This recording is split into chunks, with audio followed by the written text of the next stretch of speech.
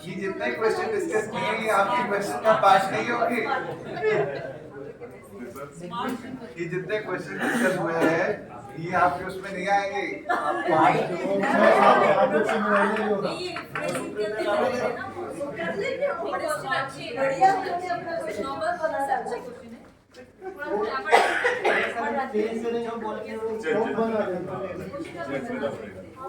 चलिए, हम लोग जिस तरीके से काम कर रहे हैं, हम लोग सामाजिक वाले हैं और मैं सामाजिक मन से आप सबको बहुत बहुत नमस्कार करता हूं, क्योंकि मध्य प्रदेश से आते हैं और हम सब सामाजिक हैं, इसलिए इतने विविध रूपों के कारण यहाँ पर बैठे हुए हैं। सामाजिक नहीं है, हम भी सामाजिक हैं। इसलिए तो मैंने बोला ना कि सामाजिक है, इसलिए तो बैठे हुए हैं। मैंने असामाजिक काम बोला, और सामाजिक बोलूंगा तो सब उधर से चप्पल जूते आ जाएंगे।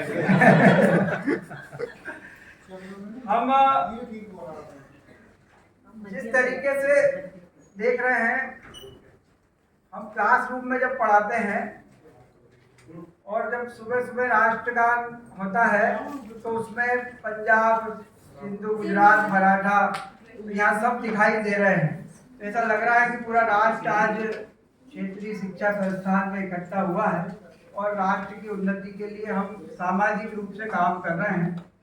और एक बात जो मैं आपको यहाँ कहना चाहता हूँ, कल जिस तरीके से आदरणीय डॉक्टर सुखविंदर जी ने हार्ट के बारे में बताया, कल रात को 2 बजे तक हम ये आपका करते रहे और बड़ी बार बार ये निकालते रहे कि इसमें हार्ट क्या है। तो 2, 3, 4, 5 प्रश्न ऐसे आए, मेरे को लगा कि ये हार्ट होना चाहिए।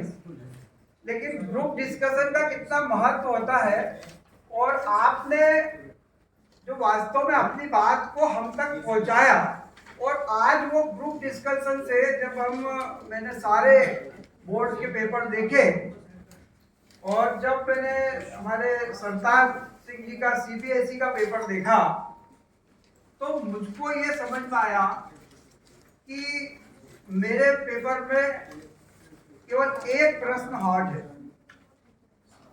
और सीबीएसई को जब मैंने पढ़ा तो मुझे ऐसा लगा कि ये तो सारे के सारे ही लगभग हार्ट प्रश्न ही उस तरीके से डेवलप करते हैं और हम लोग एक दो प्रश्न अभी टिप्पणी नहीं करना चाहेंगे क्योंकि जब तक हम एनालिसिस ना करें तो ये कल थोड़ा सा एक मैंने किसी व्यक्ति विशेष या बोर्ड विशेष का नाम लेते हुए नहीं कहा, कुछ नहीं कहा, लेकिन ये बात है कि बहुत सारी चीजें जो है हॉट्स के नाम पे कुछ और जा रहा है, उसको हम बड़े ध्यान से देखें और बिना परखे, हम तो परख के लिए ही काम कर रहे हैं अभी, और बिना परखे मतलब कि हम किसी निष्कर्ष पे तुरंत ना जंप करें।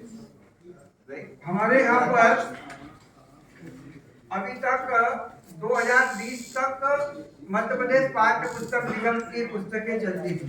2017 से ही एनसीईआरटी बेस्ड पुस्तकें प्रारंभ हुई हैं और अभी 10th में ये दूसरा ही पेपर हुआ है इसका सीबीएसई में एनसीईआरटी पुस्तक के आधार पर। तो बहुत जमीन आसमान का अंतर है हमारे कोर्स में भी और इस पे।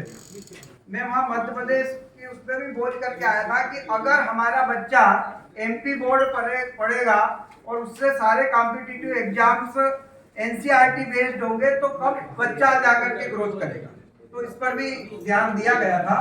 तो मेरा आज यहाँ पर आने का पर्पस बहुत अच्छा लगा इस बात को लेकर के, क्योंकि जिस तरीके से हम हार्ट प्रश्न की बात यहाँ पर सीखे, उसका मतलब ये है कि हमारे अंदर बहुत सारा परिवर्तन करना हमको आवश्यक है। हमारे चाहे वैचारिक लेवल पर हो, चाहे ऑफिशियल लेवल पर हो, चाहे हमारे क्लासरूम टीचिंग के लेवल पर हो, चाहे हमारे बातचीत करने का लेवल हो, हमारा किसी भी तरीके का हो, हम अभी तक सोशल साइंस के साथ जो काम होता आया है, हमेशा सोशल साइंस को गणित और विज्ञान को ही मिलता है। हमको कहते हैं कि इनको तो आखिरी में रखो, इसका कोई दिक्कत नहीं। ऐसा भी हमारे साथ अत्याचार होता हमारे वहाँ क्लासरूम में भी कभी कभी होता है। और हर कोई इंजीनियर और डॉक्टर बनाना चाहता है, ये भी एक पालकों की भी मानसिकता ये है। लेकिन सोशल साइंस कितना ग्रोथ कर सकता है, ये बात हम लोग जब ग्रुप में कर रहे थे तो यहाँ पर मैंने जो बोर्ड का पेपर देखा है, और हमने एक लाइन में हमारे निमाड़ी में, हम निमाड़ से आते हैं, मालवा और निमाड़ नर्मदा के किनारे से, उसकी सर एक कहावत है निमाड़ी में, भणिया पर गुणिया नहीं। पंजाबी में भी है, बढ़िया पर गड़िया नहीं। तो ये जो आपका जितना ये काम हो रहा है, मैं समझता हूँ कि हम खूब पढ़ा रहे हैं, लेकिन गुण नहीं आ पा रहे, वो कर ही नहीं पा रहा है। तो ये गुणने का काम जो हुआ है और सारी सरकार ने इसमें एनपीए के तहत कर रही है, तो ये अच्छी बात है। मैं मध्य प्रदेश बोर्ड का आपको बताना चाहता हूँ कि हम लोग करीब इसमें 23 प्रश्न पूछते हैं सोशल साइंस में, और उसमें करीब 32 प्रश्न एमसीक्यू के होते हैं, जो 1 से 5 में अलग अलग डिवाइड होते हैं। पहले 5 प्रश्नों में 32 प्रश्न होते हैं, और उसके बाद सारे करीब 1 नंबर वाले, 2 नंबर वाले 10 प्रश्न होते हैं, 4 नंबर वाले 3 नंबर वाले 4 प्रश्न होते हैं, और 4 नंबर वाले 4 प्रश्न होते हैं दीर्घ उत्तर। तो ऐसा, और इस साल से फिर 5 नंबर कम हो गए हैं, ये मैं 80 नंबर वाली व्यवस्था को बता रहा हूँ। तो कुल प्रश्न इस तरीके से काम हो रहा है, और इसमें जो पूरा प्रश्न पत्र मैंने कई बार देखा, और कई बार चूंकि एक प्रश्न इधर का है उधर का है, तो चारों पुस्तकों को बार बार इधर उधर करना पड़ा।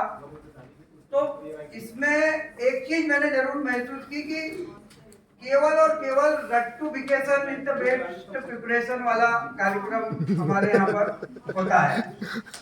इसमें मुझे कोई शक नहीं है कि हम बच्चों को रटाने का काम करते हैं, और वही 5 साल के प्रश्न और वो सब कर लीजिए और ये कर लीजिए, और वही प्रश्न आते हैं।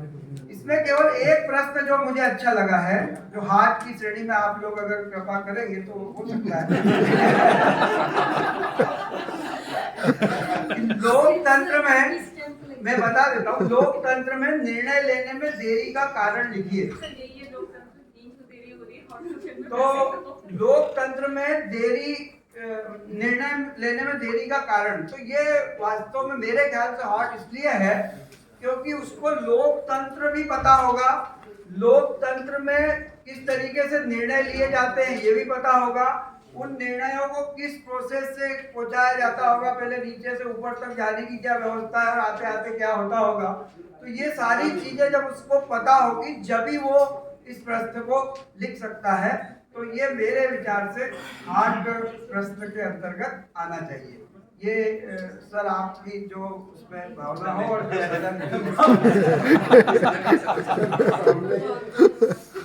बताइए सोशल साइंस का ग्रुप और बाकियों का क्या प्रतिक्रिया है, क्योंकि मैं एक भी और भी बात बोलूंगा कि जो हम क्रिया प्रतिक्रिया दे रहे हैं ना, कि से हताश ना होइए।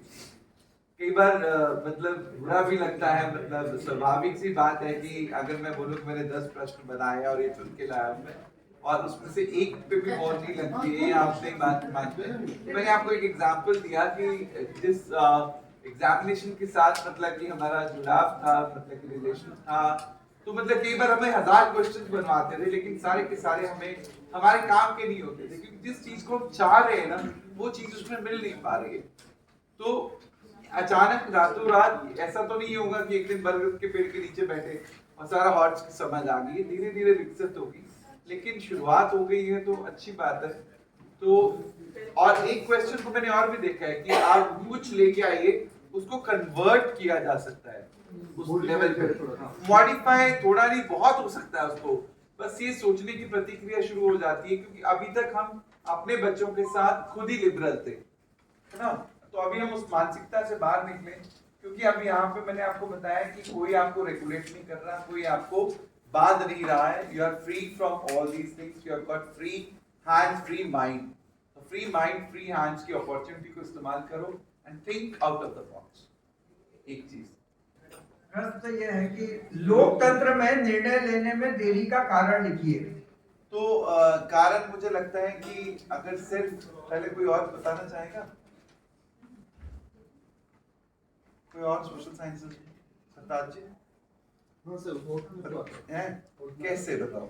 वोट में इसलिए आता है कि पहले मैं बताऊंगा फिर क्यों नहीं आएगा और क्यों आएगा। जी सर, जो डेमोक्रेसी की जो फीचर है उसमें डिसीजन कैसे मेकिंग होता है, क्योंकि वो डिसीजन मेकिंग जनता का डिसीजन मेकिंग होता है, जबकि वो रिप्रेजेंटेटिव जो पार्लियामेंट में होते हैं वो जनता के रिप्रेजेंटेटिव होते हैं, और जो डिसीजन भी होते हैं वो जनता से जुड़े होते हैं।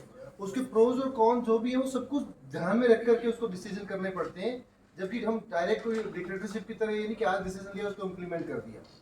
तो इसलिए डेमोक्रेसी में डिसीजन डिले जरूर होते हैं लेकिन वो इफेक्टिव ज्यादा होते हैं और उसको टाइम भी लगता है। तो बताया कि भाई ऐसे विधेयक प्रस्तुत होता है, ये होता है, फिर चर्चा होती है, ये सारी चीजें हैं, लेकिन निर्णय लेने में देरी जो होती है वो तो उससे पब्लिक से रिलेट करेगा, वहां से कहीं से उसको समझाया होगा, कितना देरी से कोई निर्णय बताए होंगे, उसको बहुत सारी चीजें जब हम को रिलेट करते हैं कि महिला विधेयक अभी तक क्यों पारित नहीं हुआ है, क्यों रुका हुआ है, इन सब चीजों को जब हम उसके सामने रखते हैं तो हम ऐसा देखते हैं कि सुनो कैसे अभी फिलहाल के दिनों में 2 मिनट में अपनी बात खत्म कर रहा हूँ। धन्यवाद आप लोगों को, आपने जो सुना है। मैं इसमें आप सभी लोग, चूंकि मैं पत्रकारिता का भी विद्यार्थी हूँ, मैंने मास्टर ऑफ जर्नलिज्म में किया है, तो आप सब हमारे इसमें एक चीज उपयोग कर सकते हैं कि 5W1H का फार्मूला आपको सबको मालूम है।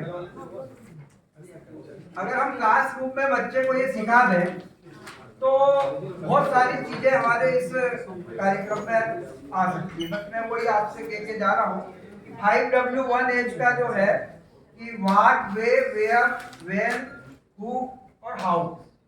तो हम सब जैसे कोई भी जानकारी जब लेते हैं तो क्या हुआ, क्यों हुआ, कहाँ हुआ, कैसे हुआ, किसने किया, ये सब इस तरीके से अगर हम बच्चे के मन में जिज्ञासा डालते हैं और हम भी उस तरीके से उसको बताते हैं को रिलेट करके इतिहास में ऐसा हुआ था और इस तरीके से और आगा भी ऐसा हो सकता है, तो बहुत सारी चीजें बच्चा सीख सकता है। इसका उपयोग हम बहुत सारी चीजों में कर सकते हैं।